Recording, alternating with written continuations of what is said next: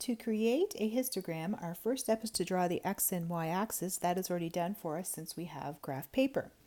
So the next step is for the x-axis, we're going to add our scale and we're going to add a label.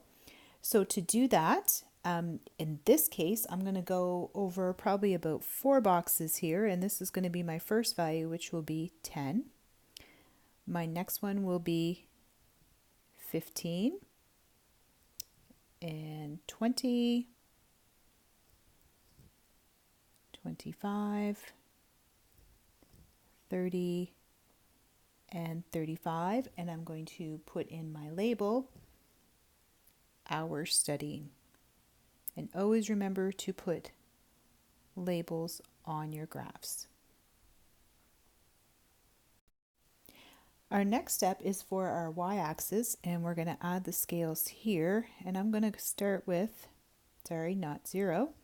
I'm going to start with 2, 4, 6, 8, 10, and 12, and 14. And I'm also going to remember to put my label, and this label is going to be total number of students.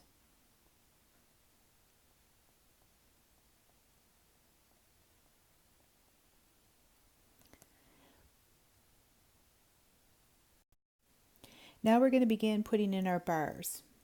And those are our next steps. So if we look at our frequency distribution, we have 7 for 10 up to 15.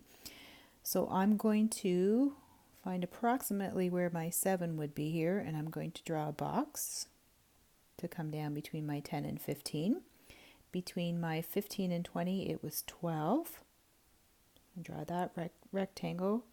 And remember, with the histogram, there are no gaps. From 20 to 25, it's going to be 7 again. So right about where my first bar was. The next one's going to be 3. That's from my 25 to 30. And my 30 up to 35 is going to be 1. Now I can add some color to these bars if I would like. You can do that if you would like to do that. Can add just a little bit of color here. Now, of course, when you do this using a software package, it'll be a much nicer picture.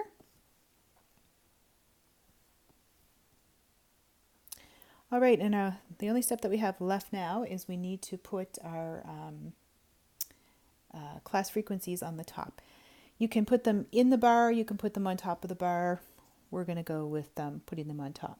So we have 7, 12, 7, 3, and 1. And that is our histogram.